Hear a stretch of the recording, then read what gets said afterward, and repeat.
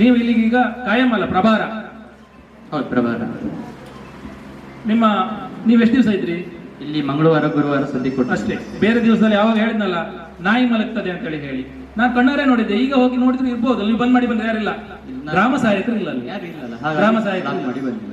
ವಾರದ ಬಹುತೇಕ ದಿನಗಳಲ್ಲಿ ಬಂದಿರ್ತದೆ. ನೀವು ಇಲ್ಲಿಗೆ ಚಾರ್ಜ್ ಅಸೋಡು, ಕೆದೂರು, ಅಸೋಡು ಕಾಳವರ ಪಂಚಾಯತಿ ಬರುತ್ತೆ, ಕೆದೂರು ಪಂಚಾಯತಿ ಬರುತ್ತೆ, 3 ಪಂಚಾಯತಿ ಅಂಡರ್ ಬರುತ್ತೆ ನನಗೆ ವರ್ಕ್. ಹಾಗಾಗಿ ಇಲ್ಲಿ ಸುಶೀಲ ಅನ್ನುವ ಒಬ್ರು ಗ್ರಾಮ ಸಹಾಯಕರು ಇದ್ರು.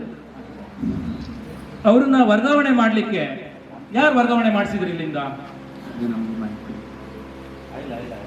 ಜಯಶ್ರೀ ಶೆಟ್ಟರು ಅಧ್ಯಕ್ಷರು,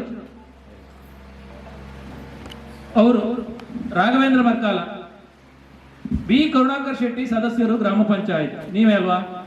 ಹೋಯ್, ಅದೇ ಅರ್ಜಿ ನೀಡಿದ್ರು. ಅರ್ಜಿ ನೀವು ಕೋರ್ಟಿಗೆ ಬರುದಿಲ್ಲ ಅಲ್ಲ ಮಾರ್ರೆ, ವಿಟ್ನೆಸ್ ಇದ್ದಾಗ ಓಡಿ ಹೋಗ್ತೀರಿ, ಬರುದಿಲ್ಲ.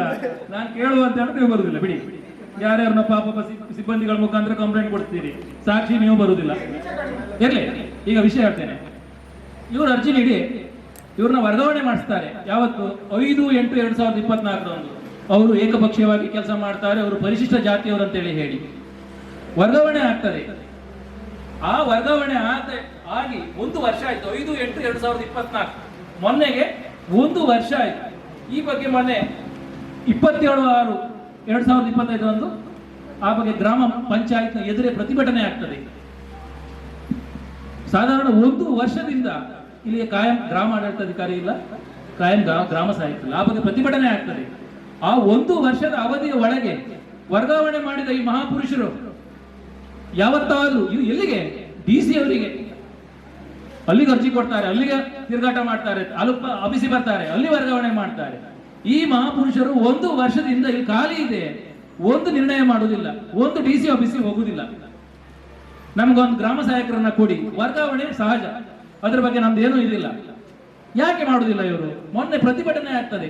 ಪ್ರತಿಭಟನೆ ಆದ ನಂತರ ಇವ್ರದ್ದು ಒಂದು ಮನವಿ, ಏನು ನಿಮಗೆ ತೊಂದರೆ ಆಗುದಿಲ್ವಾ? ಬೆಳೆ ಸಮೀಕ್ಷೆಗೆ ತೊಂದರೆ ಆಗ್ತದಲ್ಲ? ಆರ್ಡರ್ ಹಾಕಿದ ನಂತರ ಮೇಲಾಧಿಕಾರಿಗಳು ಆರಿಗೂ ನಾನು ಇದ್ರ ಬಗ್ಗೆ ತಿಳಿಸಿದ್ದೀನಿ, ನನ್ನ ಗ್ರಾಮ ಸಹಾಯಕರು ಬೇಕನ್ನೋ ಬಗ್ಗೆ, ಹಾಗೂ ತಹಶೀಲ್ದಾರಿಗೂ ಈ ಬಗ್ಗೆ ನಾನು ಆಲ್ರೆಡಿ ಹೇಳಿ ಬಂದಿದ್ದೀನಿ. ಮಾಡಿದ್ರಿ ಅಧ್ಯಕ್ಷರು ನೀವು? ಒಂದು ಲೆಟರ್ ನಮ್ಗೆ ಗ್ರಾಮ ಸಹಾಯಕರಿಲ್ಲ ಕೊಡಿ ಅಂತ ಹೇಳಿ PDO ಅವರೇ ಉಂಟಾ? ಸ್ವಾಮಿ, ನಾನು ಹೇಳದ್ ಗೊತ್ತಾಯ್ತಲ್ಲ, ಮೊನ್ನೆ 27/6/2025 5/8/2024 ಮಾತಾಡೋದಲ್ಲ ಸ್ವಾಮಿ.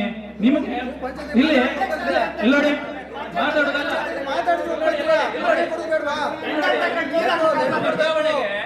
ವರ್ಗಾವಣೆ ನಿರ್ಣಯ ಮಾಡ್ತಾರೆ ಅದೇ ತಿಂಗಳಲ್ಲಿ. ಮಾನ್ಯ ಜಿಲ್ಲಾಧಿಕಾರಿ ಅವರಿಗೆ ಬೇಳೂರು ಗ್ರಾಮದ ಗ್ರಾಮ ಸಹಾಯಕರನ್ನ ವರ್ಗಾವಣೆ ಮಾಡುವ ಕುರಿತು ಸಾರ್ವಜನಿಕರು ಮನವಿ ಮಾಡಿರುವ ವಿಷಯವನ್ನ ಬಿ ಕರುಣಾಕರ್ ಶೆಟ್ಟಿ ಇವರು ಅಧ್ಯಕ್ಷರ ಅನುಮತಿಯ ಮೇರೆಗೆ ಸಭೆ ಗಮನಕ್ಕೆ ತಂದರು. ಬೇಕಾ ಇದಲ್ಲ? ಬೇಕಾ? ನಿಮಗೆ ಇಷ್ಟು ಮಾಡುವವರಿಗೆ ನಾಯಿ ಮಲಗ್ತದೆ ಅಲ್ಲಿಗ. ಜನರಿಗೆ, ವಿದ್ಯಾರ್ಥಿಗಳಿಗೆ, ಪೋಷಕರಿಗೆ, ನಮ್ಮ ಗ್ರಾಮದ ಜನರು ಕೂಡ ಅದೇ ರೀತಿ ಇದ್ರೆ ಬಿಡಿ, ಅವರಿಗೆ ಏನ್ ಬೇಡ. ನಾಳೆ ಯಾರನ್ನ ಬೇಕಾದ್ರೆ ವರ್ಗಾವಣೆ ಆಗ್ಲಿ, ಯಾವ ಕಚೇರಿ ಕೂಡ ಬಂದಾಗ್ಲಿ, ಇವರಿಗೆ ಒಂದು ಇನ್ಕಮ್ ಸರ್ಟಿಫಿಕೇಟ್ ಮಾಡ್ಲಿಕ್ಕೆ ಕುಂದಾಪುರಕ್ಕೆ ಬರ್ತಾರೆ, ಜಪ್ತಿ ಗ್ರಾಮಕ್ಕೆ ಹೋಗ್ತಾರೆ. ಈಗ ಇಲ್ಲಿಂದ ಕೆದೂರಲ್ಲಿ ಆಫೀಸ್ ಇದೆ, ಕೆದೂರಿಗೆ ಹೋಗುವ ಪರಿಸ್ಥಿತಿ ಉಂಟು. ಇವ್ರಿಗೆ ಒಂದು ನಿರ್ಣಯ ಮಾಡ್ಲಿಕ್ಕೆ ಏನ್ ತೊಂದ್ರೆ? ಇದು ನಿರ್ಣಯ ಮಾಡ್ತಾರೆ. ಇವರ ವೈಯಕ್ತಿಕ ದ್ವೇಷಗಳು. ಇವರಿಗೆ ಏನ್ ಬೇಕು? ಅಲ್ಲಿ 57 ಅರ್ಜಿ ಬೇಕು, 94C ಅರ್ಜಿ ಇವ್ರ ಟೇಬಲ್ ಮೇಲೆ ಮುಂದೆ ಬರಬೇಕು. ಅದಕ್ಕೆಲ್ಲ ತೊಂದರೆ ಮಾಡ್ರೆ ಬೇಡ, ಅವ್ರು ವರ್ಗಾವಣೆ ಆಗ್ಬೇಕು. ಯಾರು ಈ ಮಹಾಪುರುಷರಿಗೆಲ್ಲ ಏನು ಇವರಿಗೆ? ಇವ್ರು ಮಾಡ್ಲಿ, ತೊಂದರೆ ಇಲ್ಲ. ಈ ಮಹಾಪುರುಷರು ಒಂದು ಪ್ರಯತ್ನ ಮಾಡ್ಬೇಕು. ಪುನಃ ನಮ್ಮ ಗ್ರಾಮಕ್ಕೆ ಗ್ರಾಮ ಸಹಾಯಕರು ಬೇಕು. ಏನಂತೀರಿ ನೋಡಲ್ಲ ಆಫೀಸರ್ರೆ? ನಿಮ್ಮ ಜವಾಬ್ದಾರಿ ಏನು? ವರ್ಗಾವಣೆ ಮಾಡಬೇಕು. ಇಲ್ಲಿಯ ವಿದ್ಯಾರ್ಥಿಗಳಿಗೆ, ಹಿರಿಯರಿಗೆ ಗ್ರಾಮ ಸಹಾಯಕರು ಅಗತ್ಯ ಬೇಕು.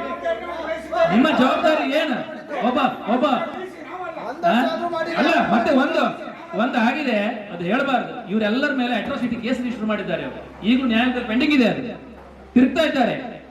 ಆ ಹೆಂಗಸು ಪರಿಶಿಷ್ಟ ಜಾತಿಯ ಪ್ರಕರಣದ ಅಡಿಯಲ್ಲಿ ಪ್ರಕರಣ ದಾಖಲು ಮಾಡಿದ್ದಾರೆ. ಪರಿಶಿಷ್ಟ ಜಾತಿಗೆ ಯಾಕೆ ಒಂದು ಅರ್ಜಿ ಕೊಡುವಾಗ ಅವಳ ಜಾತಿ ವಿಚಾರ ಯಾಕೆ ಬೇಕು? ಬೇಕಾ ನೋಡಲ್ಲ ಆಫೀಸರ್ರೆ? ಬೇಕಾ? ಇಲ್ಲಿ ನೋಡಿ, ಅವಾಚ್ಯ ಶಬ್ದಗಳಿಂದ ಒಯ್ದು ಫಲಾಪೇಕ್ಷೆ ಇಲ್ಲದೆ ಯಾವುದೇ ಕೆಲಸ ಕಾರ್ಯ ಮಾಡುವುದಿಲ್ಲ.